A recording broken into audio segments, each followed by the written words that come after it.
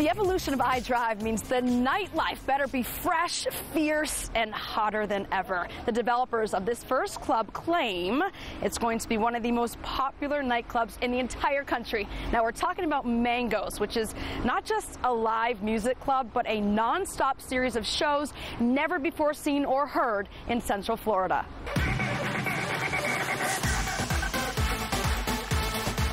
Let's do this thing. Turn it up. If it closed 7, we rolling 7. If it closed 12 p.m. tomorrow, we rolling. When Mangoes opens in Orlando, the massive space will have a bunch of rooms with wildly different themes. The main floor during the day is fit for family and kids, but when the sun sets, adults get to play. What do you project the rest of your night to be like? Crazy. So there's the Bachelorette. Don't be surprised if at Mangoes you find 2 others, like she did. Here's the bride-to-be after hours. This is a huge margarita. This is his. That you have to have because it's 4 drinks in one. And everybody will look at you when you're having this. Yeah, I know. That's why I'm taking it. Evidently, there's a common goal around here. I want to see the guys with their shirts off. With all off. What turns you on? I'm gonna go with the salsa dance. Mangoes, that's where we are.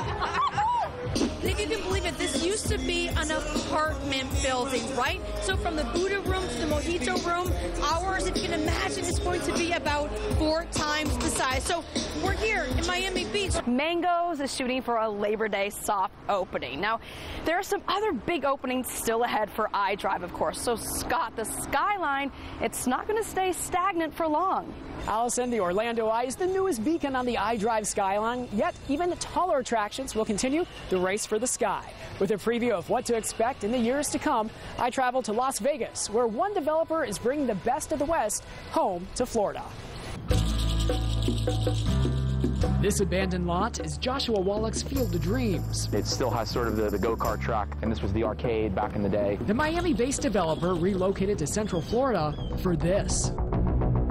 You'll escalator up 3 floors to the Sky Plaza Promenade, and you'll see the skyscraper and Skyfall coming down the whole 9 yards. Named Skyplex, the site at Sand Lake Road and iDrive will feature a 570-foot tall tower with an observation deck, a rotating restaurant, a drop ride, and the world's tallest roller coaster at 500 feet. We've absolutely spared no expense in creating one of the most dynamic and exhilarating roller coasters in the world. To get a preview of what's ahead, we head not to an Orlando theme park or a metropolis like New York or Paris, rather west to Las Vegas.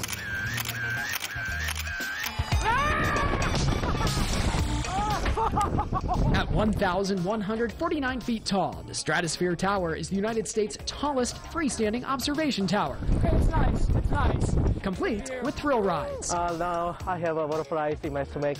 I mean, like, oh my God. I can relate to Jake from South Korea.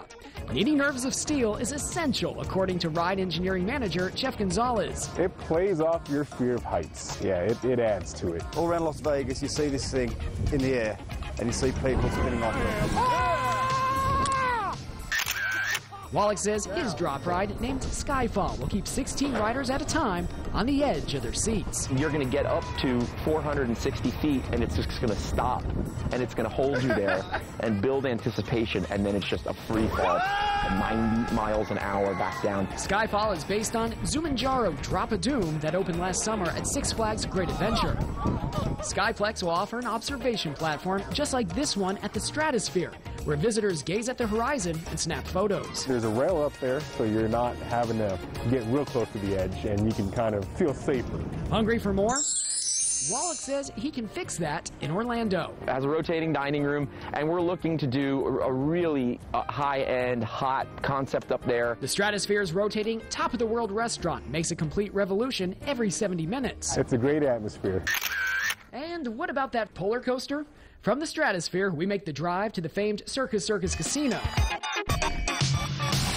The foundation of what will become the Skyscraper is already in the works here in Las Vegas at Circus with the El Loco. Let's go for a ride. The 90-degree drop is obviously, that's the reason you ride it in the first place. Try not to get dizzy. It's really a unique, different roller coaster. The small vehicles really change and enhance the ride experience. Tom Nolan is the Vice President of Operations at the Adventure Dome. The outward turn, the barrel roll, and then they go upside down back into the station. I'm very proud of the ride. The track formation back in Orlando will defy the laws of physics. Not just 90 degrees, it is 123 degrees going in and then out. I can't wait for it to come to Orlando. They just hang you there. Like, instead of thinking they put you through it real fast, they go, oh, we're going to hang you for a bit before we drop you again. When's this going to open? And I will be there to ride that ride. As far as the test pilot, my dad is a test pilot.